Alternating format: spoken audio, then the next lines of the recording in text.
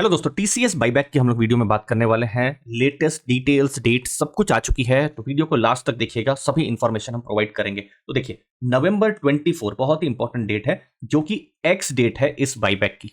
अब ये क्यों इंपॉर्टेंट है नवंबर 24? क्योंकि नवंबर 24 से पहले, ठीक है, ध्यान में रखिएगा, नवंबर 24 से पहले जिनके पास भी टीसीएस का स्टॉक है, वो जो बाईबैक आने वाला है वहां पर पार्टिसिपेट करने के लिए एलिजिबल है। ठीक है, तो ये बाईबैक की डेट की बात हुई है। आगे और थोड़ा हम एनालिसिस में जाते हैं। ये बाईबैक जो टीसीएस का हो रहा है, यहां कंपनी लगभग 4.09 करोड़ शेयर बाईबैक करने वाली है। इसका मतलब क्या है? देखिए, सोच लीजिए, एक जस्ट एग्जांपल देता हूं। सोच लीजिए कोई भी कंपनी है, उसका एक मार्केट में 100 शेयर्स है, ठीक है। तो बाईबैक में जनरली क्या होता है कि कंपनी अपने कुछ शेयर्स को कम कर देती है। तो सोच लीजिए कोई कंपनी के 100 शेयर है, तो उन्होंने 5 शेयर अपने कम कर लिए, तो क्या होगा? नेट फिर बाद में उनके पास 95 शेयर हो जाएंगे। तो ऐसे ही टीसीएस के कुछ करोड़ों में शेयर्स हैं, तो उसमें से क्या कर रहे हैं, वो कुछ 4.09 करोड़ शेयर वो वापस ले रहे हैं, और फिर वो बाद में क्या हो जाएगा, वो शेयर्स जो है एक्सटिंग्विश हो जाएंगे, खत्म हो जाएंगे। ठीक है, तो ये क्या भाव में वो ले रहे हैं? 4150 के भाव में ले रहे हैं। अगर आप बाईबैक में पार्टिसिपेट करते हैं, आप एलिजिबल है और कंपनी आपके शेयर को एक्सेप्ट कर लेती है, तो आपको पर शेयर कितना मिलेगा? 4150 का हिसाब से आपको मिलेगा। तो कंपनी यहां पर टोटल खर्चा कितना करेगी इस बाईबैक में?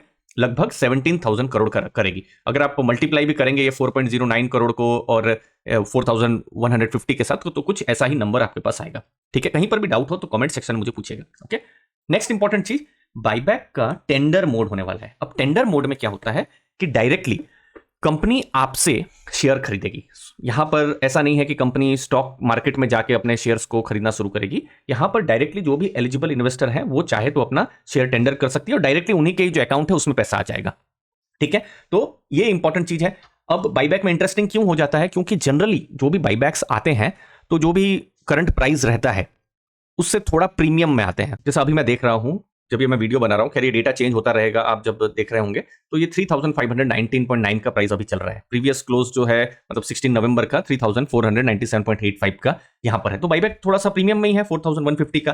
तो इसीलिए हो सकता है कि कुछ लोगों को इंटरेस्ट आ जाए और जो बाईबैक का जो भी प्राइस है वहां पर अपने जो शेयर है वो टेंडर कर ले, तो इसीलिए थोड़ा प्रीमियम भी रहता है। नहीं तो किसी को इंटरेस्ट ही आएगा नहीं। सोच लीजिए बाईबैक यही 3500 के प्राइस में आ गया, तो किसको इंटरेस्ट आएगा?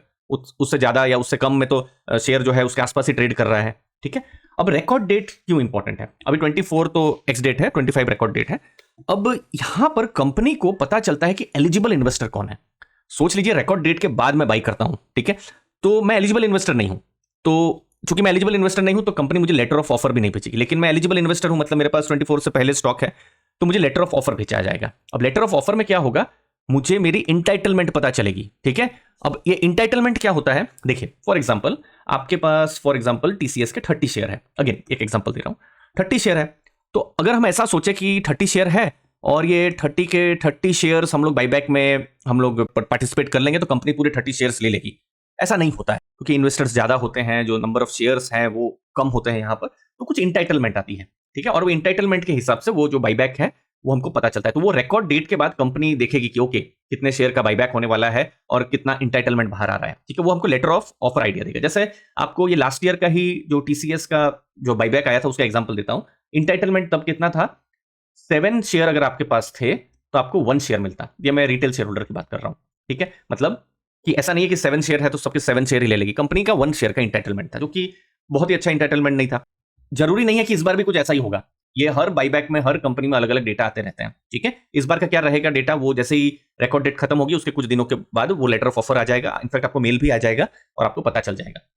अब यहां पर एक इंटरेस्टिंग कॉन्सेप्ट आपको बताता हूं, स्मॉल शेयर होल्डर और जनरल कैटेगरी का लेटर ऑफ ऑफर इसीलिए भी ज्यादा जरूरी है, जो कि आएगा कब? रिकॉर्ड डेट के बाद। ठीक है, तो वो फिर नवंबर एंड या फिर दिसंबर या जनवरी, जैसा भी होगा उस समय में आएगा। वो तो अभी बोल पाना मुश्किल है, बट वो आएगा जरूर।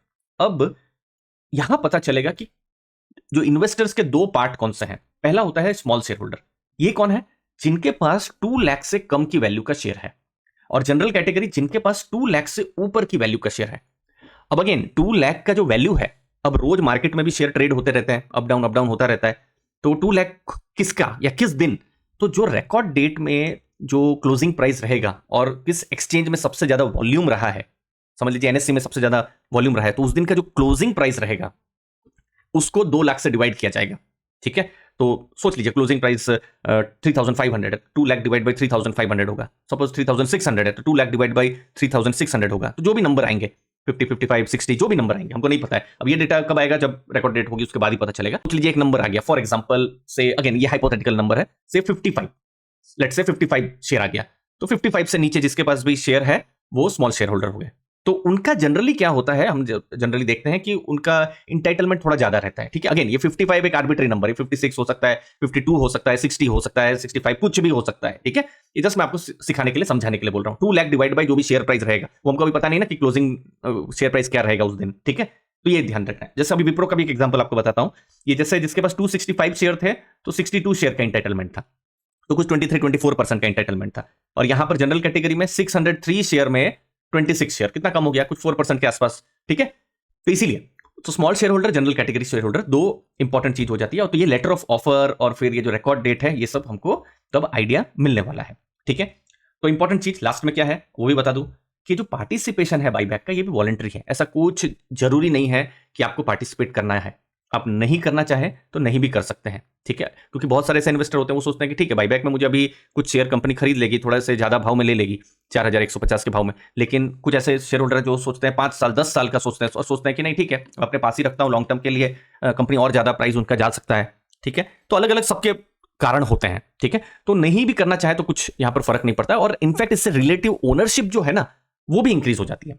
वो भी मैं आपको मैं समझाता हूं। जैसे फॉर एग्जांपल, अगेन एक छोटा सा एग्जांपल, से आपके पास 100 शेयर्स हैं, 100 शेयर्स में फॉर एग्जांपल आपके पास 5 शेयर्स हैं। ओके, तो आप 5% के ओनर रहे।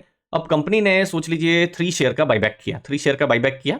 ओके, तो कंपनी के जो टोटल जो शेयर्स हैं वो कितने हो गए, यहां पर 97 शेयर्स हो गए। 100 में आपके पास 5 शेयर थे, आपने पार्टिसिपेट नहीं किया, आपके पास अब 97 में 5 शेयर है, तो पहले आपकी ओनरशिप 5% थी, अब कुछ 5.15% हो सकती है। ठीक है, ये जस्ट मैं एग्जांपल दे रहा हूं, बहुत ही माइनर फर्क पड़ेगा, बट ये भी एक चीज रहती है। आप अपने इंटाइटलमेंट के हिसाब से अप्लाई कर सकते हैं। इनफैक्ट आप इंटाइटलमेंट से ज्यादा भी अप्लाई कर सकते हैं, क्योंकि ये जो इंटाइटलमेंट है वो क्या है कि मिनिमम कंपनी उतना तो शेयर ले ही लेगी। बहुत सारे पार्टिसिपेट नहीं भी करते हैं, तो हमने जनरली देखा हुआ है कि इंटाइटलमेंट से ज्यादा भी बहुत बार क्या होता है, जो कंपनी है वो शेयर्स को कंसीडर कर लेती है। ठीक है, वो कब पता चलता है, बिल्कुल एंड में, जब प्रोसेस ऑलमोस्ट खत्म हो गया रहता है। तो ज्यादा भी आप अप्लाई कर सकते हैं, मतलब तीनों ही चीजें हैं। आप पार्टिसिपेट नहीं करना चाहे नहीं भी कर सकते हैं, आप इंटाइटलमेंट के हिसाब से करना चाहे वो भी कर सकते हैं, और इंटाइटलमेंट से ज्यादा भी करना चाहे तो भी कर सकते हैं। तो मिनिमम इंटाइटलमेंट जितना तो कंपनी खरीद ही लेगी, और फिर बाद में कुछ एक्स्ट्रा शेयर्स बचे तो फिर वहां पर भी पॉसिबिलिटी रहती है। मुझे उम्मीद है इस लर्निंग वीडियो से आपको वैल्यू मिली होगी। लास्ट में दोस्तों, आप हमारा जो टेलीग्राम ग्रुप है उसको भी एक्सेस कर सकते हैं। मैंने डिस्क्रिप्शन बॉक्स में लिंक को दिया हुआ है, जहां पर business analysis, passive income, latest mutual fund portfolio, personal finance related content आते रहते हैं। थैंक यू, धन्यवाद दोस्तों।